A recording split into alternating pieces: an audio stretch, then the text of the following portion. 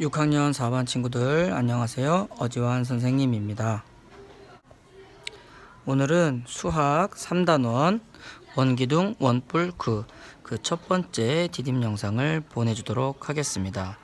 2단원이 비율 단원인데요.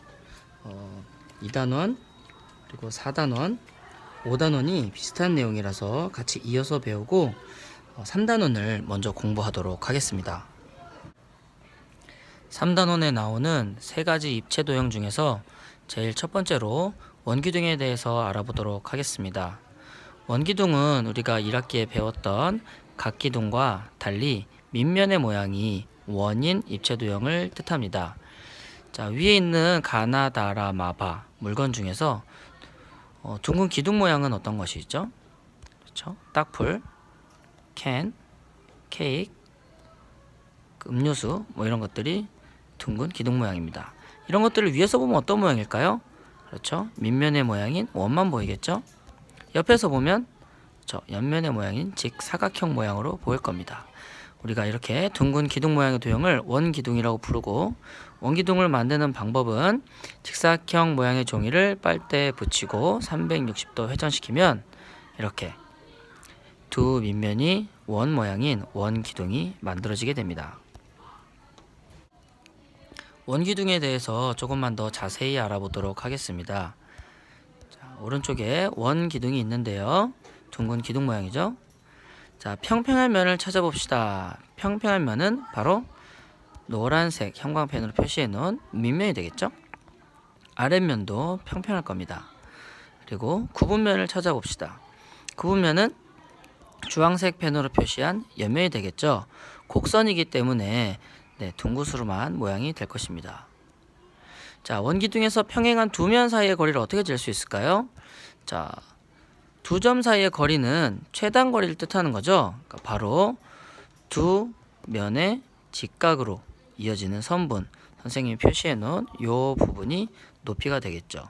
가운데 있어도 직각이 된다면, 수직이 된다면 높이라고 얘기할 수 있습니다. 그래서 우리가 밑에 나와 있는 대로 둘러싼 굽은면은 옆면, 합동인 두 원을 밑면, 그리고 수직인 선분의 길이를 높이라고 부릅니다. 자, 원기둥을 찾아보시오. 이 세 가지 조건이 모두 만족하면 되겠죠. 일단 밑면의 모양이 원이 아닙니다. 나는 밑면의 모양이 원이고 옆면이 굽은면이고, 그렇죠? 마주보는 두 밑면이 평행하죠. 원기둥이라고 할 수 있겠습니다. 다는 아닙니다. 라는 어떨까요?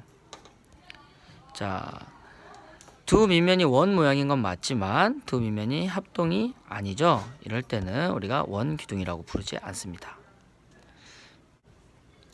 다음으로 원뿔에 대해 알아보도록 하겠습니다. 여기 삿갓이 있는데요. 조선시대에 썼던 모자죠. 자, 이거와 비슷한 모양은 가나, 다라, 마, 바 어떤 게 있을까요? 저 나도 좀 비슷하고요. 라도 비슷하고 마도 비슷합니다. 다와 바는 원기둥이라고 우리가 방금 공부했죠. 자, 이렇게 둥근 뿔 모양, 둥글지만 삿갓, 뭐 이런 콘, 그리고 꽃갈콘처럼 삿갓 모양이면서 둥근 뿔 모양이 있는 것들을 우리가 바로 원뿔이라고 부릅니다. 원뿔 하니까 생각나는 건 바로 각뿔이 생각나죠. 자, 원뿔과 각뿔의 차이점은 바로 밑면의 모양이 원인가 아니면 평면도형인가 합니다.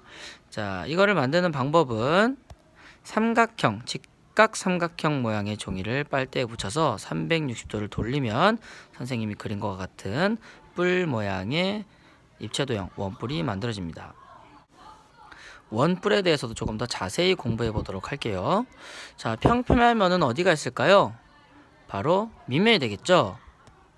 그럼 굽은면은 어딜까요? 마찬가지로 옆면이 되겠습니다. 자, 원뿔에서 뾰족한 점 어디입니까? 선생님이 파란색으로 표시해 놓은 바로 이 부분. 이 부분이 뾰족한 점이죠. 자, 그래서 우리가 원뿔을,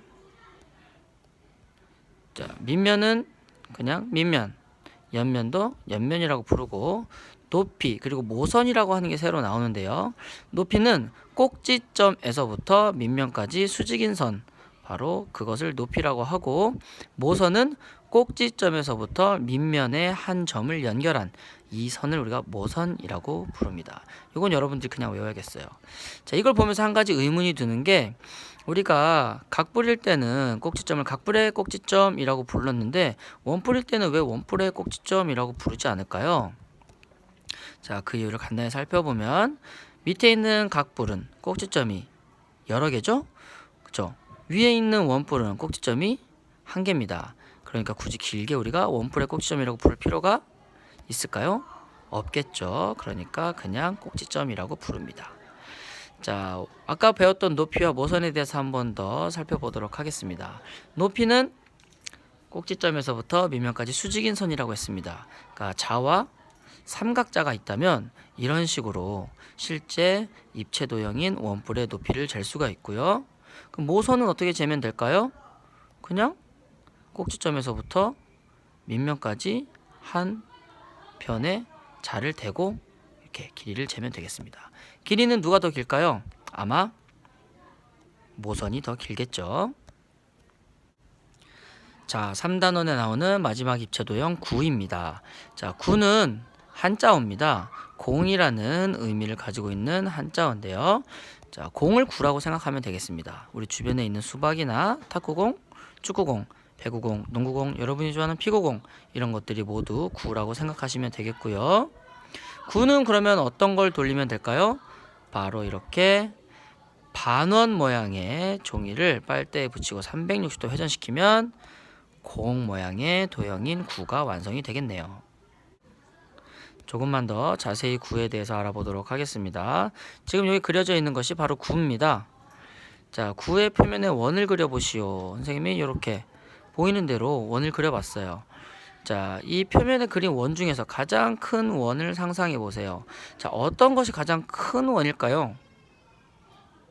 저 가장 외곽 쪽에, 바깥쪽에 가장 크게 그릴 수 있는 원이 가장 큰 원일 겁니다.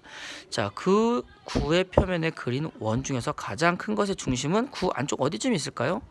당연히 제일 가운데 중심에 있겠죠. 그래서 우리가 그것을 구의 중심이라고 부르고 그 구의 중심으로부터 구, 공의 표면 어딘가까지 이르는 거리를 우리가 반지름이라고 부릅니다. 그럼 반지름 몇 개가 있을까요? 엄청 많겠죠. 자, 지름이 10cm인 반원 모양의 종이를 빨대에 붙여서 돌렸대요. 그럼 무슨 모양이 된다 그랬죠? 구가 된다 그랬죠? 이 구의 반지름은 몇일까요?